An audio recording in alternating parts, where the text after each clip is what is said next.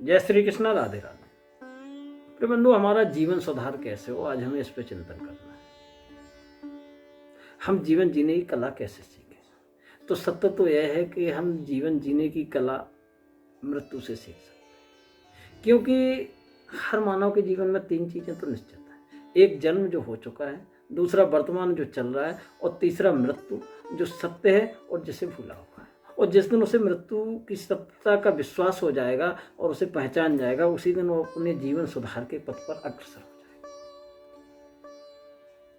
परीक्षित को जैसे ही पता चला कि श्रृंगी ऋषि ने मुझे श्राप दिया कि 7वें दिन मृत्यु को प्राप्त हो जाएगी, तो सब छोड़ करके वो अपने कल्याण की ओर अग्रसर हो।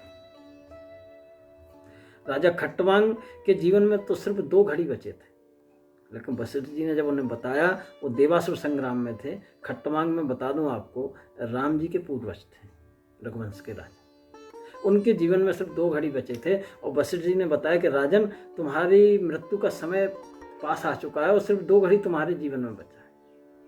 राजा खट्टवांग ने कहा था, उनकी गुरु के प्रति इतनी श्रद्धा थी कि आप जैसा गुरु होते हुए अगर 1 घड़ी भी बचा होता, बल्कि आधी घड़ी बची होती, तो मेरा कल्याण हो जाता। तो मुझे ऐसा कल्याण का उपाय बताओ ताकि मैं तुरंत मुक्त हो जाऊं। और सब छोड़ के वो जीवन कल्याण के लिए अग्रसर हो गए। तो उन्होंने बताया था वशिष्ठ जी ने, 1 घड़ी आधी घड़ी, आदि में पुण्याद, और तुलसी संगत साध की हरे कोट। तो जिस दिन हमें मृत्यु की सत्यता जान जाते हैं, उसी दिन हमारा जीवन सुधार हो जाता है। लेकिन होता क्या है हमें इस मोहग्रस्त संसार जो है, हमारे शरीर के विकास के साथ साथ अपने स्वरूप में ढलता चला जाता है, और हम भी स्वतः ढलते चले जाते हैं। और हम मृत्यु के बारे में ना तो जानना चाहते हैं और ना चिंतन करना चाहते हैं। लेकिन प्रिय बंधुओं, क्या आंखें चुराने से, आंखें बंद करने से सत्य बदल सकता है?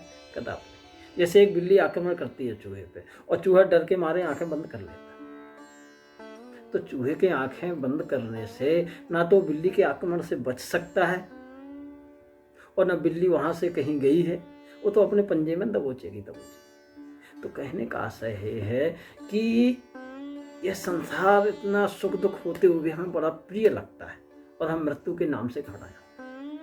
जबकि स्मरण रहे, यहाँ जो आएगा उसे जाना निश्चित है। जो आया सो जाएगा, राजा रंक फकीर। कहा भी है, बलि विक्रम बेन दधीच गए, और पारथ गए जिन भारत ठाना, और बाल गए बरु राम हने, जिनकी कखरी 10 शीस समाना। गए दुर्योधन जंग जुरे, जिन 64 कोस पर छत्र बुताना, और धरा को प्रमाण यही तुलसी, जो फरा सो झरा, जो जरा सो बुताना। कहने का आशय, जिस दिन हमें ये पता चल जाएगा कि ये सभी गए हैं बड़े बड़े वीर, चलो दशानन डोला तबनी है, इतना वीर वो भी गया, और वो भी गया जो दशानन को काखरी में दबाए रहा था। पार्थ गए, जिन्होंने भीष्म पितामह दुर्योधन द्रोणाचार्य जैसा संग्राम की। बलि गए, जो त्रिलोकी का राजा हुआ था, जिसके दरवाजे पर स्वयं प्रभु वामन बन के गए, उसको भी जाना पड़ा।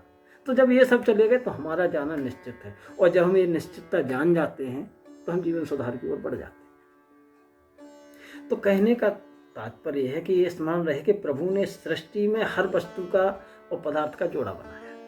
वे दोनों एक दूसरे के पूरक हैं। जैसे नर मादा, धूप छांव, सूर्य चंद्र, धरती आकाश, अनुकूलता प्रतिकूलता, सुख दुख, शुक्ल पक्ष कृष्ण पक्ष, न्याय अन्याय, धर्म अधर्म, पाप पुण्य और जीवन, सब एक दूसरे के बिना अधूरे हैं। एक को जाने बिना हम दूसरे के महत्व को नहीं पहचान सकते।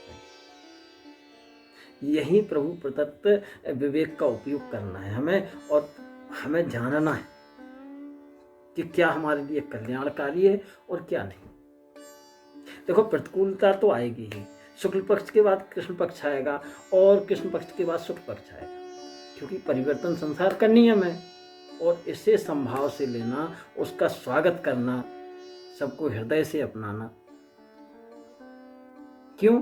क्योंकि यही ऐसा मेरे प्रभु का ही है और हमारे कल्याण के लिए है। क्योंकि दुष्टों के आचरण से भी ही हमें सज्जनता का पता चलेगा। गर्मी की तपन से ही हमें छांव का महत्व प्राप्त होगा। सर्दी से ही हमें अग्नि की तपन का आनंद आएगा। कहने का तात्पर्य है कि अतः सुख की परिभाषा सदैव एक सी नहीं रहती। कहते हैं सुख का संवाद कभी दुख का कारण बन जाता है। जो हमें कभी सुख लगता है कभी वही दुख हो जाता है। पाप का ज्ञान ही हमें पुण्य के पथ पर चलने की प्रेरणा देता है। तो यदि जन्म की तरह हम मृत्यु को भी उतना महत्व दें तो हम कभी अपने लक्ष्य से नहीं भटक सकते। और संतों और भक्तों का जो मृत्यु विषयक चिंतन होता है वही उन्हें प्रभु का सामीप्य प्राप्त कराता है और वही उन्हें कल्याण के पथ पर अग्रसर करता है। तो मृत्यु हमारी सहोदरा है। जन्म के साथ मृत्यु का जन्म हुआ है तो उससे भी उतना प्रेम करो जितना जन्म से करते हो, तो कभी अपने लक्ष्य से नहीं भटक सकते और प्रभु के चरणों की समीपता प्राप्त हो जाएगी। और हमारा अंतिम लक्ष्य क्या है? प्रभु के चरणों की प्राप्ति। तो जब हम मृत्यु को पहचान जाएंगे तो प्रभु के चरणों प्रभु का सामीप्य हमें प्राप्त हो जाएगा। देखो जन्म तो होगा ये निश्चित नहीं है, परंतु जिसका जन्म हुआ है उसकी मृत्यु निश्चित है। तो हम क्यों भागे उससे और कहाँ तक भागे? क्या भागा जा सकता है?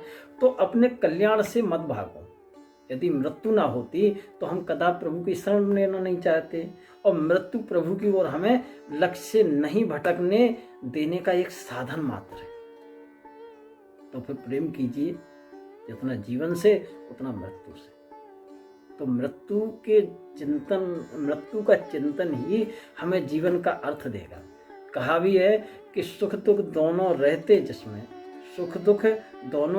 जिसमें जीवन है वह गांव और कभी धूप तो कभी छांव। तो सुखम दुखम समय कृत्वा लाभा लाभो जय जय। तो अगर हमें सुख की अनुभूति करनी है तो दुख को पहचानना पड़ेगा और अगर हमें प्रकाश का आनंद लेना है तो अंधेरे का अनुभव करना पड़ेगा और हमें जीवन का आनंद लेना है तो मृत्यु की सत्यता पर चिंतन और विचार करना पड़ेगा। और जिस समय उसका चिंतन हमें हो जाएगा, हम मृत्यु की सत्यता को जान जाएंगे, उस दिन हमें प्रभु की भक्ति प्राप्त होगी और भगवत प्रेम प्राप्त होगा और कल्याण के पथ पर अग्रसर हो जाएगा। जय श्री कृष्ण। राधे।